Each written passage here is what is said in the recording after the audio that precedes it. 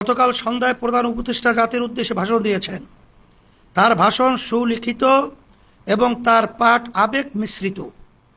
ভাষণে সরকারের নানা সাফল্যের কথা এসেছে এবং আগামী ফেব্রুয়ারি 26-এ নির্বাচন আয়োজনের ঘোষণা এসেছে। এখানে আমাদের পর্যবেক্ষণ হলো, জুলাই সনদ এখনো না হওয়া আমাদেরকে সংস্কার নিয়ে অনিশ্চয়তায় নিক্ষেপ করেছে। গণ অভ্যুত্থানের 1 বছর অতিক্রান্ত হয়ে গেছে, নির্বাচনের আনুষ্ঠানিক যাত্রাও শুরু হয়েছে। তিনিও বারংবার বলছেন ফেব্রুয়ারি দূরে নয়, কিন্তু সংস্কারের প্রতিশ্রুতি সম্বলিত জুলাই সনদ এখনো হয়নি। সংস্কারের রূপরেখা নিয়ে সিদ্ধান্ত হয় নাই। জনতার প্রত্যাশা অনুসারে সংস্কারকে স্থায়ী করার ব্যবস্থা না নিয়ে এখন তক সংস্কারকে পরবর্তী সরকারের উপরে ন্যস্ত রেখে পুরো সংস্কার কার্যক্রমকে অনিশ্চিত করে রাখা হয়েছে। আমরা পরিষ্কার করে বলতে চাই, অধ্যাদেশ জারি বা গণভোটের মাধ্যমে জুলাই সনদের আইনি ভিত্তি তৈরি করতে হবে এবং জুলাই সনদের ভিত্তিতেই জাতীয় নির্বাচনের আয়োজন করতে হবে।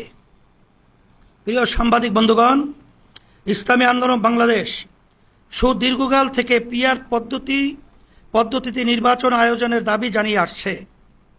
অভ্যুত্থানের পরে পিআরের পক্ষে ব্যাপক জনমত গঠন হয়েছে এবং রাজনৈতিক ঐক্যমত্য প্রতিষ্ঠা হয়েছে।